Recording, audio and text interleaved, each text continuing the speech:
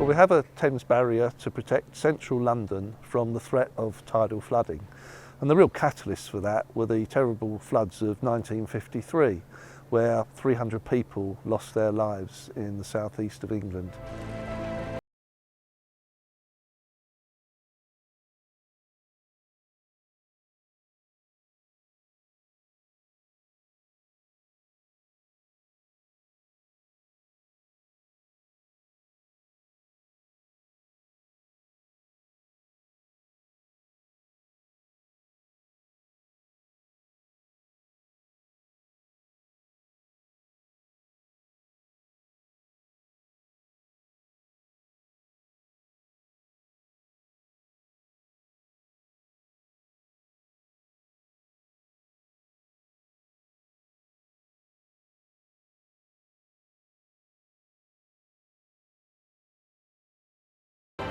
So the 1953 floods were a 1 in 300 year event, and the barrier designers did a wonderful job because they designed this structure to protect against a 1 in 1,000 year event.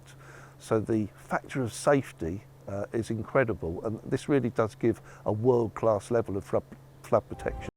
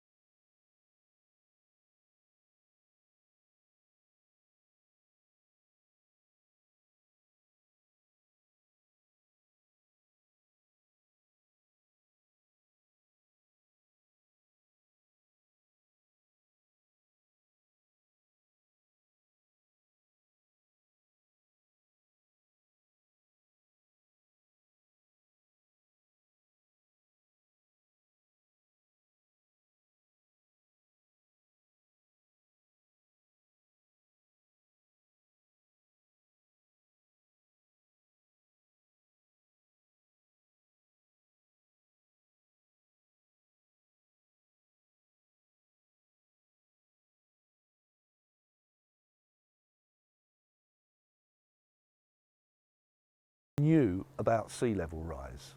They didn't perhaps call it climate change in those days, but they knew that sea levels were rising, and that included here on the Thames. So they built that into the design criteria and built an allowance in for sea level rise. So that foresight means that this structure, which was originally designed to protect against a 1 in 1,000 year event until 2030, we now know with studies the Environment Agency has undertaken in recent years that this will continue to protect as long as we invest in the maintenance of the structure until 2070.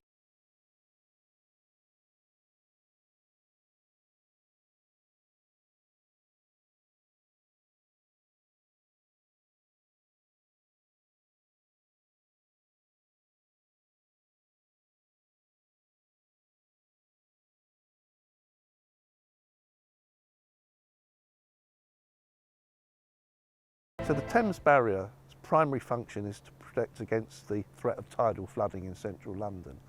And obviously the higher tides get, the more serious that threat becomes, both in terms of the number of tides that would be problematic and the level of those tides.